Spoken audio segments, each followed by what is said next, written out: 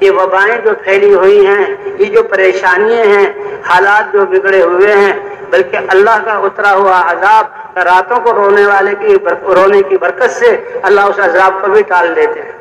اور بھئی یہ جماعت جو اللہ کے گھر میں ہے، یہ معمولی لوگ نہیں ہیں، یہ تو اللہ کے راستے میں نکلے ہوئے ہیں، یہ تو حضور صلی اللہ علیہ وسلم کی محنت کے لیے نکلے ہوئے ہیں، ان کی تو جان اور مال اور یہ وقت اور سوچ اللہ کے دین کے لیے ہے۔ تو یہ کتنے محبوب ہیں اللہ کے لیے یہاں،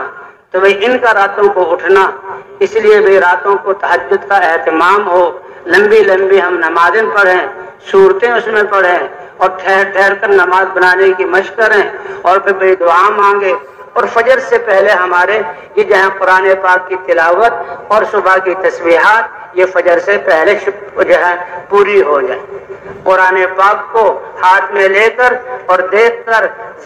ناظرہ پڑھنا۔ ہم نے سنا حضرت الیاس صاحب رحمۃ اللہ علیہ فرماتے تھے کہ اللہ کا قرب حاصل ہونے کے لیے سب سے قوی عمل میں نے رات کو اٹھ کر جو ہے قرآن پڑھنے میں دیکھا۔ اب قرآن تہجد ایسی کہ عشاء سے پہلے کہیں سو نہیں،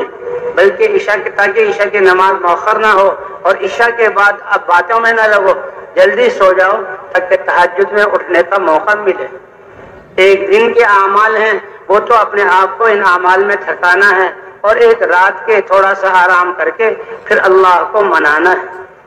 اس لیے بھی اللہ کے راستے میں نکل کر جیسے ہم اپنے آپ کو پانچوں نمازیں تکبیر اولیٰ کا عادی بنائیں، پھر اس کا اہتمام کریں، تو راتوں کو اٹھنے کا بھی اہتمام کریں۔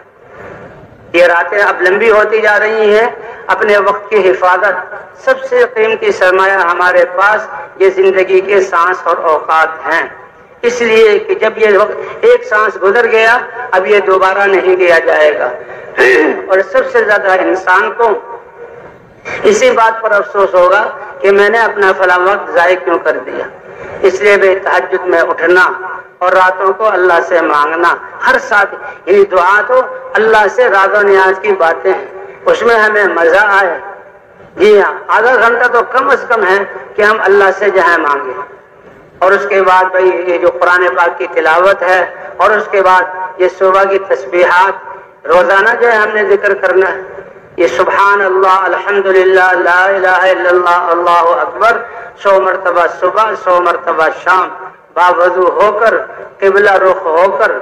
اس ذکر کا مطلب یہ ہے کہ ہر وقت اللہ کا دھیان ہمارے دل میں آ جائے، کسی وقت بھی ہم اللہ کی یاد سے غافل نہ ہوں۔ ہم اللہ کے بندے ہیں، ہم حضور کی امت میں ہیں، اللہ مجھے دیکھ رہا ہے، اور اللہ میری بات کو سن رہا ہے، اور اللہ میرے ساتھ ہے۔